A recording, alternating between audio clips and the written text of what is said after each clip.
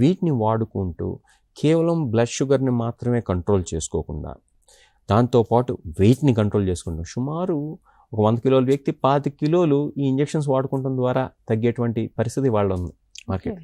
అందరిలో కాదు, బట్ కొంతమందిలో 20 కిలోలే, కొంతమంది 20 కిలోలే తగ్గచ్చు, కొంతమంది 15 కిలోలే తగ్గచ్చు, కొంతమంది 25 కిలోలు కూడా తగ్గచ్చు.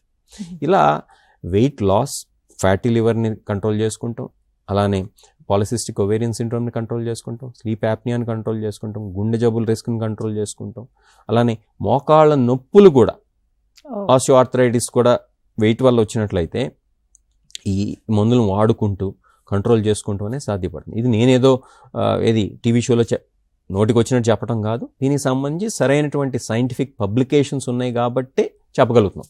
ఇది విత్ అథెంటిసిటీ.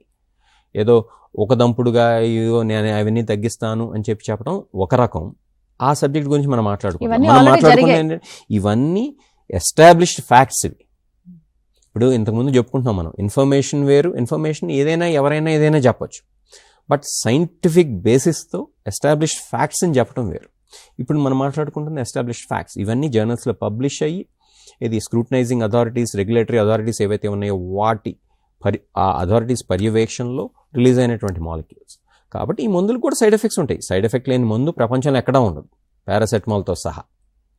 కాబట్టి మనం జాగ్రత్తగా సైడ్ ఎఫెక్ట్స్ని, కాంప్లికేషన్స్ని, మంచిని చెడుని బేరీజు వేసుకుంటూ కనుక ఈ మందులు వాడినట్లయితే తప్పకుండా చాలా మందిలో ఈ మెటబాలిక్ హెల్త్కి సంబంధించినటువంటి జబ్బులను మనం కంట్రోల్ చేసుకునేటువంటి అవకాశం ఇవాళ రోజున ఉంది. అంత మాత్రాన జీవనశైలిని నెగ్లెక్ట్ చేయమని కాదు, లైఫ్ స్టైల్ని అది కంటిన్యూ చేస్తూనే ఉండాలి, అది ప్యారలల్గా నడుస్తూనే ఉండాలి.